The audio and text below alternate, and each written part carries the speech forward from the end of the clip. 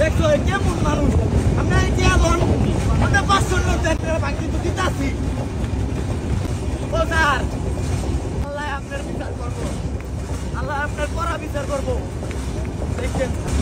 গত শনিবার রাতে সোশ্যাল মিডিয়ায় একটি ভিডিও ভাইরাল হয়।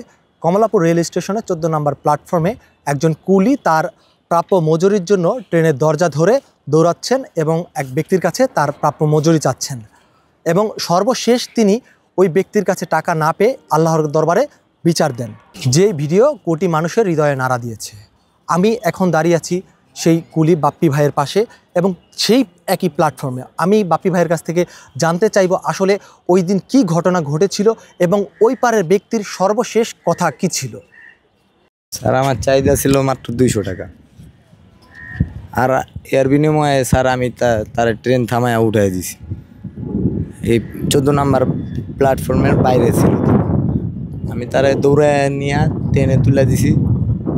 200 টাকা চাইছি, উনি বলতেছিল ভাঙতি নাই। ওনার কথা একটাই, আমি বলছিলাম স্যার আপনি 500 দেন, আমি 300 দিতেছি, এই নেন।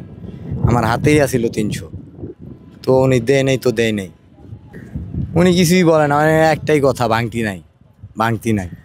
আমি বলতেছিলাম 500 দেন, 300 লন, কিন্তু উনি টাকাও দেয় না, নেয়ও না। ওই একটাই কথা, আর দেয় 50 টাকা পর্যন্ত। পরে আমি মনে করেন দৌড়াইতে এই প্ল্যাটফর্মে একবারে মাথায় পর্যন্ত গেছি। পরে আর যখন যাওয়া সম্ভব না, ওখানেই থাইমা গেছি। পরে বইলা দিলাম আল্লাহ আপনার কঠিন বিচার করব, তবে এটা আমি ভুল করছি, এটা বলা উচিত হয় নাই। স্যার তখন তো টাকা পাই নাই, মাথা রাগে নষ্ট হয়ে আসিল। এখন স্যার বুঝতে পারতাছি, কারণ টাকার জন্য একজনের অভিশাপ দেওয়া ঠিক না। আর মাল টাইনা দিছি, ঠিক আছে, কিছুই বলার নাই স্যার। কিন্তু কি আমরা যখন স্যার আপনার যেটা আপনি পারবেন না ওইটা আমরা কইরা দিই, তখন স্যার একটু তো বেশি বটেই পাওয়ার দরকার আছে। যেখানে আপনি পাবেন না কিছু, যেখানে আপনার লস হয়ে যাচ্ছে, তো আমি কি আপনার উপকার করে দিতেছি, আপনার লাভ হয়ে যাইতেছে, তো আমি কিছু অ্যামাউন্ট আপনার কাছ থেকে আবদার করতেই পারি।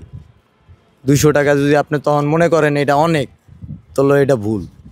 তখন আপনার এই 200 টাকা 2 টাকার সমানও না। যখন আপনি মিস করবেন ট্রেন, মিস করছেনই।